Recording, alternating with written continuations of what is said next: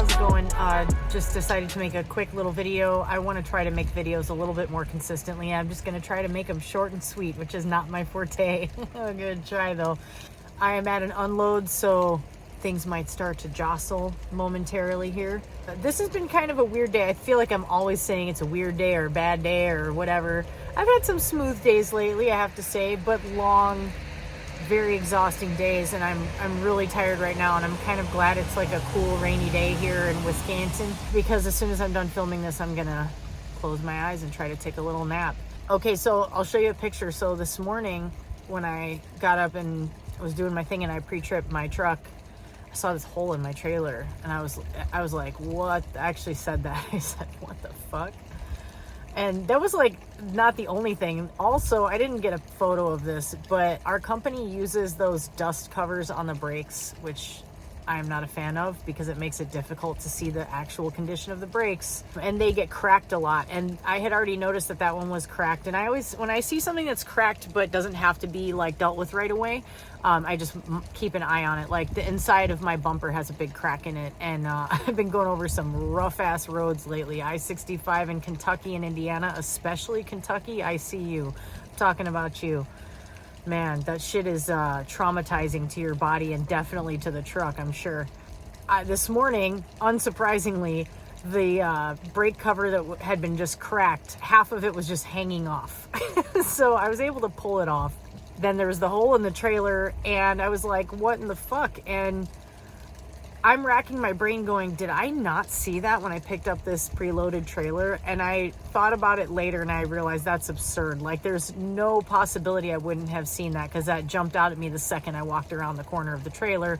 And I'm good about doing my inspections before I leave anywhere. And I checked the seal and all that good stuff, which I did do yesterday. And I thought about the different instances when I walked around the trailer. And the last time I had walked around the trailer was at the end of my night when I parked at a truck stop in Indiana, in Nashville, Indiana, actually. I was in an area of the truck stop that was kind of in the middle area, like in the middle, not backed up to a fence. And initially I was thinking someone had to have hit the trailer while I was inside the truck stop taking a shower or something.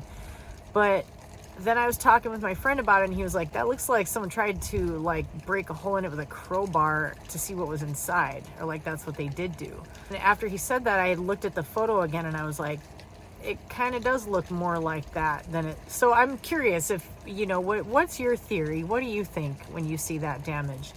So I went to, I had to run through one of our terminals anyway, and because I had a fuel stop scheduled there, I stopped there.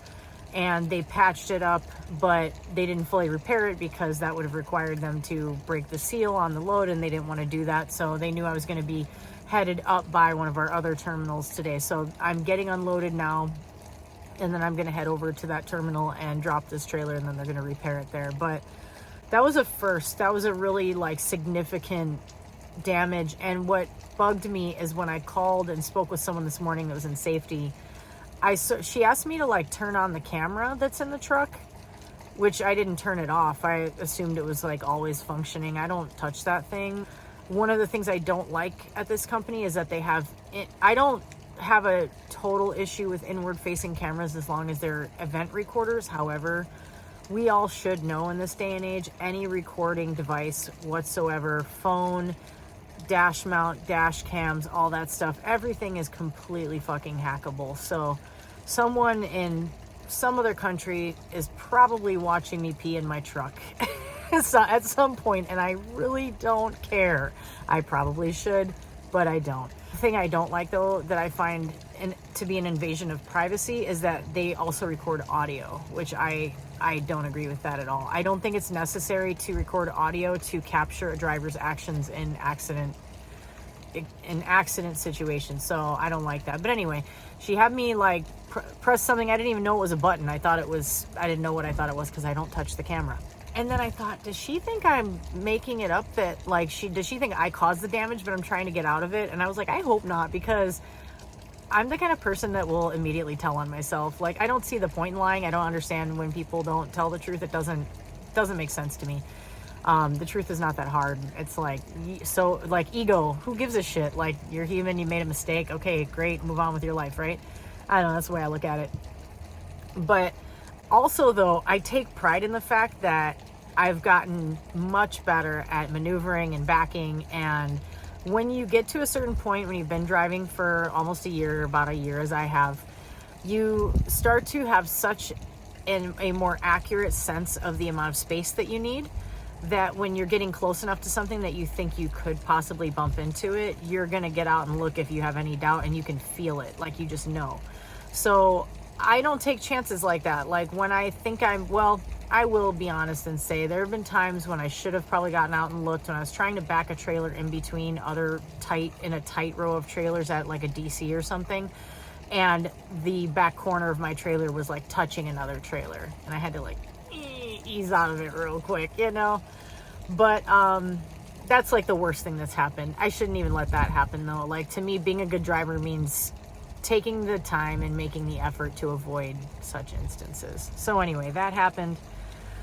I'm just really burned out, but I just want to take a quick moment to say welcome back to YouTube, my friend Josh of This Guy Trucks. He gave me a shout out on his video. Now, if you've watched this and you somehow don't know who Josh is, because Josh kind of put me on the map to some of his viewers, and I'm still, you know, a little tiny baby channel, but maybe not forever. We'll see.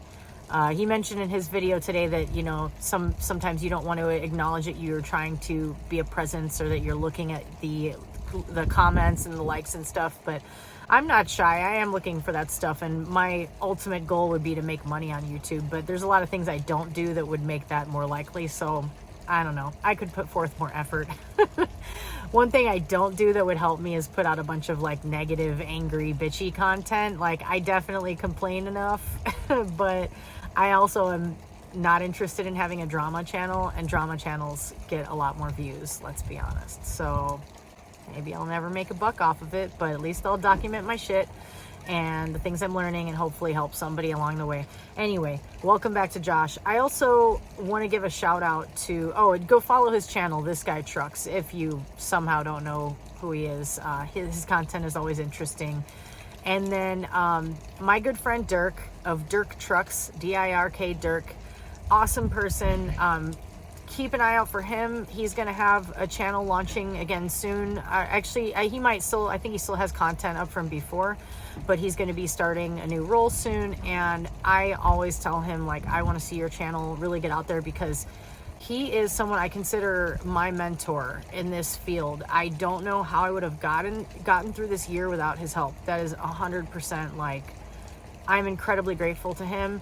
He's a brilliant person. He's a great human being in general. But he has, what makes him interesting and makes his content to me compelling is that he has an extensive background in the logistics industry, that he was in the airline industry and had a very advanced level of expertise in airline cargo. So to me, somebody who has that kind of brain that can do that brings so much to the table when it comes to trucking. So long story short, he's a good reason why I make it to truck stops when I'm running low on time, at least for a while. I'm getting better at doing that. I'm trying not to like seek out help as much and trying to help myself more, you know. You get better at that stuff. But anyway, check out Dirk Trucks. Go follow him, like his videos, show the dude some love, because his videos, his content is all good, and the way that he talks about things in the industry to me is like spot on.